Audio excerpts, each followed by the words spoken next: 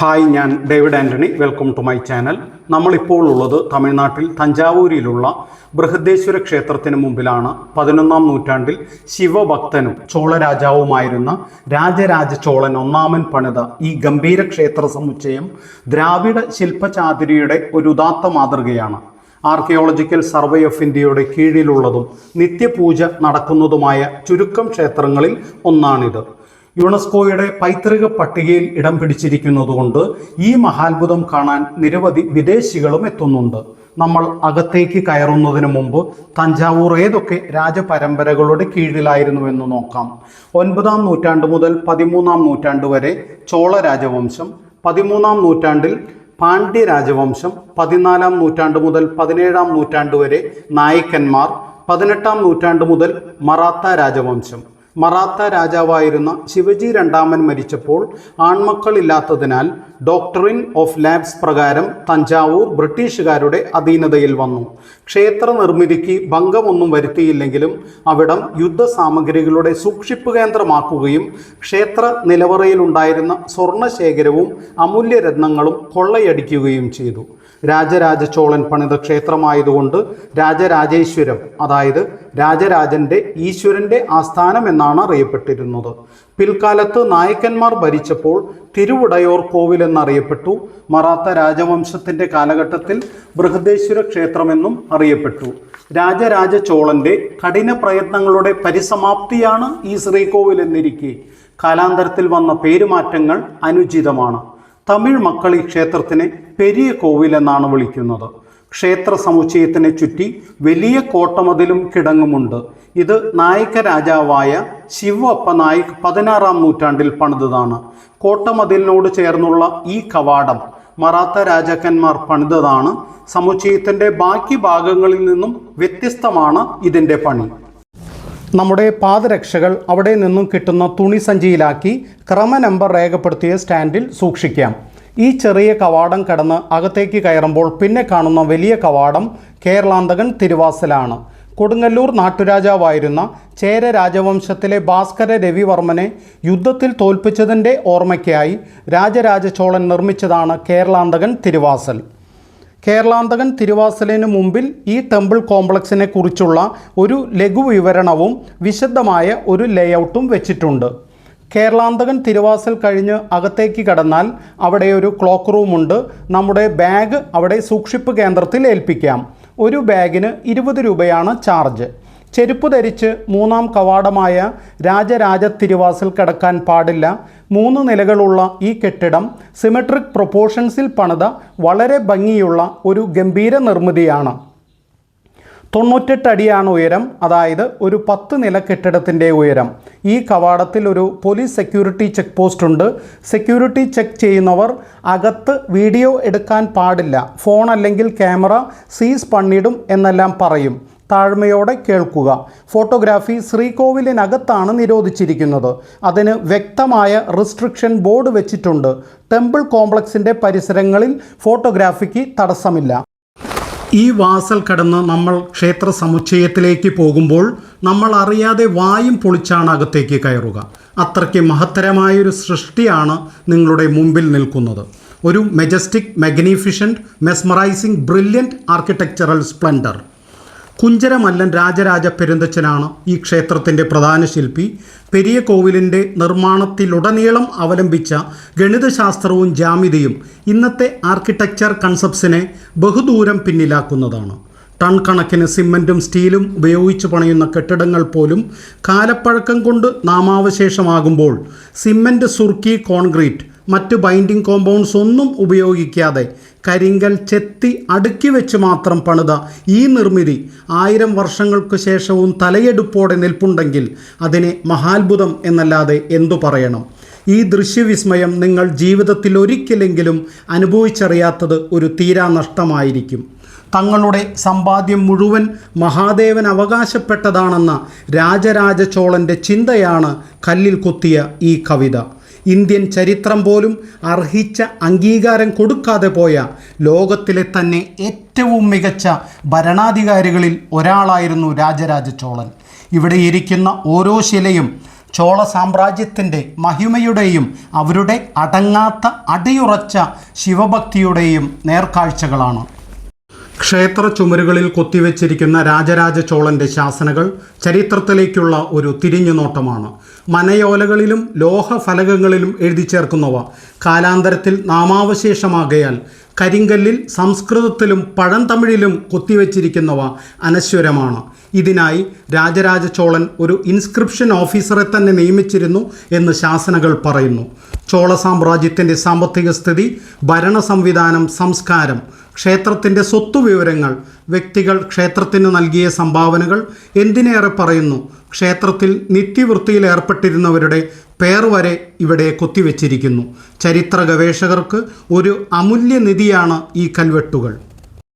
1,30,000 ton കരിങ്കൽ ഉപയോഗിച്ച് ഈ അമ്പലം പണിതിരിക്കുന്നത് കരിങ്കൽ മരുന്നിന് പോലുമില്ലാത്ത ഏക്കൽ മണ്ണ് മാത്രമുള്ള കാവേരി നദിയുടെ ഡെൽറ്റ പ്രദേശത്താണ്. ഒരു ലോറിയിൽ ശരാശരി 10 ടൺ കയറുമെന്നതിനാൽ 13,000-ഓളം ലോറി കരിങ്കൽ 80 കിലോമീറ്റർ അകലെ പുതുക്കോട്ടയിൽ നിന്നോ 100 കിലോമീറ്റർ അകലെ തിരുച്ചിറപ്പള്ളിയിൽ നിന്നോ വണ്ടിയും വാഹനവും ഇല്ലാത്ത കാലത്ത് കൊണ്ടുവന്നത് എത്ര ശ്രമകരമായിരുന്നിരിക്കും. പുതുക്കോട്ടയിലോ തിരുച്ചിറപ്പള്ളിയിലോ ഉള്ള ഒരു വലിയ കരിങ്കൽ മല അപ്പാടെ ഇടിച്ച് ഇത്ര ദൂരത്തിൽ കൊണ്ടുവന്നാണ് മഹാദേവന് വേണ്ടിയുള്ള തൻ്റെ മഹാമേരു പർവ്വതം രാജരാജ ചോളൻ പണി തീർത്തത്. ചുണ്ണാമ്പും സിമൻറ്റും ഉപയോഗിക്കാതെ കല്ലിന്മേൽ കല്ലടുക്കി ഇൻ്റർലോക്കിംഗ് മെത്തേഡിലുള്ള ഈ നിർമ്മിതി 1000 വർഷത്തിന് ശേഷവും എത്ര കരുത്തോടെയാണ് തല ഉയർത്തി നിൽക്കുന്നത്. ഈ അമ്പലത്തിൻ്റെ ഗോപുരം അല്ലെങ്കിൽ വിമാനത്തിന് 66 മീറ്റർ ഉയരമുണ്ട്. ഒരു 20 നില കെട്ടിടത്തിൻ്റെ ഉയരം. വിമാനത്തിൻ്റെ മുകളിലിരിക്കുന്ന മകുടം ഒറ്റക്കല്ലിൽ തീർത്തതും 80 ടൺ ഭാരമുള്ളതുമാണ്. 20 നില കെട്ടിടത്തിൻ്റെ മുകളിലേക്ക് 80 ടൺ ഭാരമുള്ള വസ്തു കയറ്റാനുള്ള സാങ്കേതികവിദ്യ സ്വായത്തമാക്കാൻ റോക്കറ്റ് സയൻസിൻ്റെ ഈ കാലഘട്ടത്തിൽ നമുക്ക് സാധിച്ചിട്ടുണ്ടോ എന്ന് സംശയമാണ്. മകുടത്തിന് മുകളിലിരിക്കുന്ന കലശം താഴെ നിൽക്കുമ്പോൾ ചെറുതായി തോന്നുമെങ്കിലും 3 ആൾക്കാർ വട്ടം പിടിച്ചാൽ എത്താത്ത വിധം വലിപ്പമുള്ളതാണ്. 10 ചാക്ക് ചെറുധാന്യങ്ങൾ അതിൽ നിറച്ചിരിക്കുന്നു. 12 വർഷം കൂടുമ്പോൾ കുംഭാഭിഷേകത്തിനായി ആ കലശം താഴെ ഇറക്കി ചെറുധാന്യങ്ങൾ മാറ്റി കലശം പുനഃസ്ഥാപിക്കുന്നു. ഈ ക്ഷേത്രത്തിൻ്റെ നിർമ്മാണവുമായി ബന്ധപ്പെട്ട് പല കാര്യങ്ങളും കൽവെട്ടുകളിൽ രേഖപ്പെടുത്തിയിട്ടുണ്ടെങ്കിലും ഇത്ര ഉയരത്തിൽ ഇതെങ്ങനെ പണിതെടുത്തു എന്നത് എവിടെയും കാണുന്നില്ല. തൻ്റെ കാലശേഷം ഇതിലും വലിയ ക്ഷേത്രം ആരും പണിയരുതെന്ന രാജരാജ ചോളൻ്റെ അതിബുദ്ധിയായിരിക്കാം അതിനു പിന്നിൽ. ബുദ്ധിയും ദീർഘവീക്ഷണവും കാര്യപ്രാപ്തിയുമുള്ള ഒരു ഭരണകർത്താവിന് മാത്രമേ ഇത്ര ബൃഹത്തും കാലത്തെ വെല്ലുന്ന ശക്തിയുള്ളതുമായ ഒരു കലാസൃഷ്ടി സാധ്യമാകൂ. ഇന്ത്യയിലെ തന്നെ ഏറ്റവും ഉയരമുള്ള ശിവലിംഗമാണ് ഇവിടുത്തെ പ്രതിഷ്ഠ. 13 അടി ഉയരം. അമ്പലത്തിൽ ശിവലിംഗം പ്രതിഷ്ഠിച്ച് ചുറ്റോടു ചുറ്റും ഇൻ്റർലോക്കിംഗ് മെത്തേഡിൽ കല്ലടുക്കി പ്രകാരം പണിത് ചുറ്റിലും മണ്ണ് നിറച്ച് ചെരിവ് പ്രതലമുണ്ടാക്കി പണി മുകളിലേക്ക് ചെയ്തു എന്നാണ് അനുമാനം. കല്ലെല്ലാം അടുക്കിയതിനു ശേഷം മുകളിൽ നിന്ന് താഴേക്ക് കൊത്തുപണികൾ ചെയ്തു തീർത്തു. കൊത്തുപണികൾ തീരുന്ന മുറയ്ക്ക് ചുറ്റിലുമുള്ള മണ്ണുമാറ്റി. പെട്ടെന്ന് പറഞ്ഞു തീർന്നു. 20 നില കെട്ടിടത്തിൻ്റെ പൊക്കത്തിലാണ് ഇത്രയും കാര്യങ്ങൾ നടന്നത്. രാജരാജ ചോളൻ ഈ ക്ഷേത്രത്തിൻ്റെ നിർമ്മിതിക്കായി 1000 ആനകൾ, 5000 കുതിരവണ്ടികൾ, 1,00,000 ക്യാപ്റ്റീവ്സിനെയും ഉപയോഗിച്ചിരുന്നു. അടിമകൾ എന്ന വാക്ക് ഉപയോഗിക്കുന്നില്ല. ഓരോ നാട്ടുരാജ്യങ്ങളും കീഴടക്കുമ്പോൾ പിടിച്ചു കൊണ്ടുവരുന്ന ജനങ്ങളാണവർ. അവരുടെ കണ്ണീരും വിയർപ്പും എത്ര കണ്ട് ഈ കല്ലുകളിൽ പുരണ്ടിരിക്കാം. ഇത്ര ബൃഹത്തായതും ഉയരമുള്ളതും പണിതെടുക്കാൻ അതികഠിനവുമായ നിർമ്മിതികൾ ഈ ഭൂമിയിൽ വേറെയുണ്ടോ എന്ന് സംശയം. മുഖമണ്ഡപത്തിന് അഭിമുഖമായി നിൽക്കുന്ന ഈ മണ്ഡപത്തിൽ ഒറ്റക്കല്ലിൽ തീർത്ത നന്ദി ശില്പമുണ്ട്. ഈ ശില്പത്തിന് 16 അടി നീളവും 13 അടി ഉയരവും 25 ടൺ ഭാരവുമുണ്ട്. ഇത് പണിതിരിക്കുന്നത് നായക്കന്മാരുടെ കാലത്തായിരുന്നു. ചോള രാജാക്കന്മാർ നന്ദിയെ പ്രതിഷ്ഠിച്ചിരുന്നത് ചുറ്റമ്പലത്തിലായിരുന്നു. വലിയ നന്ദി മണ്ഡപം നായക്ക കാലഘട്ടത്തിൽ പണിതതാണെങ്കിലും ക്ഷേത്രത്തിലെ മറ്റ് നിർമ്മിതികളുമായി ചേർന്ന് പോകുന്നതിനാൽ ചോള രാജാക്കന്മാരുടെ നിർമ്മിതിയായി നമുക്ക് ഫീൽ ചെയ്യും. നന്ദി മണ്ഡപത്തിൻ്റെ മേൽക്കൂരയിൽ നല്ല ചിത്രപ്പണികൾ കാണാം.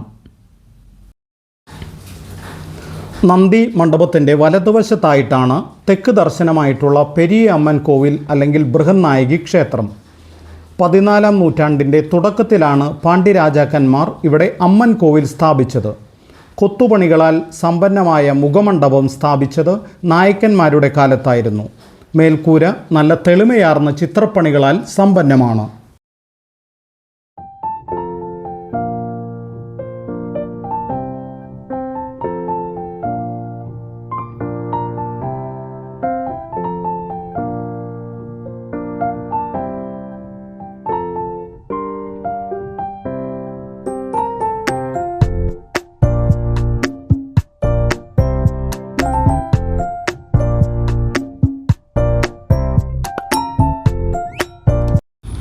പെരിയ അമ്മൻ കോവിലിനോട് ചേർന്ന് ക്ഷേത്ര കോംപ്ലക്സിൻ്റെ വടക്ക് കിഴക്കേ മൂലയിലാണ് നടരാജ മണ്ഡപം. ചെറുതെങ്കിലും കൊത്തുപണികളാൽ സമ്പന്നം. ഇവിടത്തെ നടരാജ വിഗ്രഹം രാജരാജ ചോളൻ ഒന്നാമൻ തന്നെ സമർപ്പിച്ചതായാണ് കൽവെട്ടുകളിൽ തെളിയുന്നത്. ഈ മണ്ഡപം സഭാപതി മണ്ഡപം എന്നും അറിയപ്പെടുന്നു.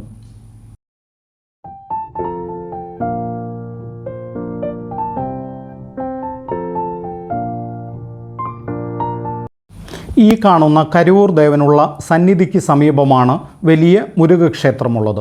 16-ാം നൂറ്റാണ്ടിൽ ശിവപ്പ നായിക്കരാണ് ഈ ക്ഷേത്രം പണിതിരിക്കുന്നത്. നല്ല വൃത്തിയുള്ള കൊത്തുപണികളാൽ സമ്പന്നമാണിവിടം. ഞങ്ങളുടെ സന്ദർശന സമയത്ത് മുഖമണ്ഡപത്തിൽ അറ്റകുറ്റപ്പണി നടക്കുന്നതുകൊണ്ട് വടക്കുവശത്തുള്ള പടിക്കെട്ടിലൂടെയായിരുന്നു പ്രവേശനം.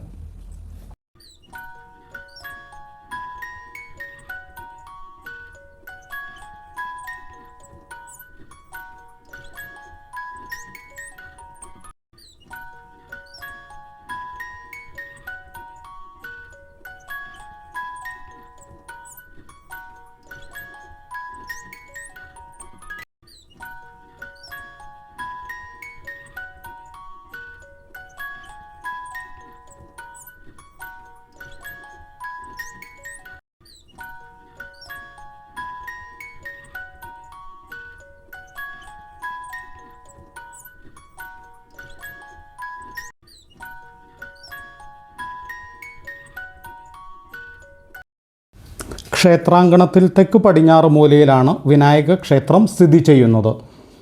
മറാത്ത രാജാവായിരുന്ന സാരഭോജി രണ്ടാമൻ 19-ാം നൂറ്റാണ്ടിൽ പണിത ക്ഷേത്രമാണിത്. ഗണപതിയുടെ വലിയൊരു വിഗ്രഹം ക്ഷേത്രത്തിൽ പ്രതിഷ്ഠിച്ചിരിക്കുന്നു. ഇനി നമ്മൾ കാണുന്നത് ക്ഷേത്രത്തിൻ്റെ പ്രധാന സൂക്ഷിപ്പുകാരനായ ചന്ദികേശ്വരർ സ്വാമിക്കുള്ള ഒരു ഉപക്ഷേത്രമാണ്. ക്ഷേത്ര നടത്തിപ്പും ക്ഷേത്രത്തിലെ സ്ഥാവര ജംഗമ വസ്തുക്കളുടെ മേൽനോട്ടവും ഈ സ്വാമിയുടേതാണ് എന്ന് സങ്കല്പം. അമ്പലത്തിൻ്റെ സ്വത്തുവകകൾ അകത്തു നിന്ന് ഒന്നും തന്നെ പുറത്തു പോകാതെ നോക്കുന്നത് ഈ സ്വാമിയാണ്. ക്ഷേത്രത്തിൻ്റെ 3-ാമത്തെ കവാടമായ രാജരാജ തിരുവാസലിൽ നിന്നും തുടങ്ങി ക്ഷേത്രാങ്കണത്തിനെ വലം വെച്ച് രാജരാജ തിരുവാസലിൽ അവസാനിക്കുന്ന ഒരു ചുറ്റമ്പലമുണ്ട്. 100 കണക്കിന് കൽത്തൂണുകൾ താങ്ങി നിർത്തുന്ന ഒരു നടപ്പന്തലാണിത്. ചുറ്റമ്പലത്തിൻ്റെ തൂണുകളിൽ രാജരാജ ചോളൻ്റെ ശാസനകൾ കാണാം. ചുറ്റമ്പലത്തിൽ ചോള ഭരണകാലത്തെ നിരവധി ചുവർ ചിത്രങ്ങളും കാണാം. നായക്കന്മാരുടെ ഭരണകാലത്ത് ഈ ചിത്രങ്ങൾ നവീകരിച്ചുവെങ്കിലും ആർക്കിയോളജിക്കൽ സർവേ ഓഫ് ഇന്ത്യ പുതിയൊരു സാങ്കേതികവിദ്യ ഉപയോഗിച്ച് അത് പൂർവ്വസ്ഥിതിയിലാക്കി. മറാത്ത ഭരണകാലത്ത് ഈ ചുറ്റമ്പലത്തിൽ 108 ശിവലിംഗങ്ങൾ സ്ഥാപിച്ചു.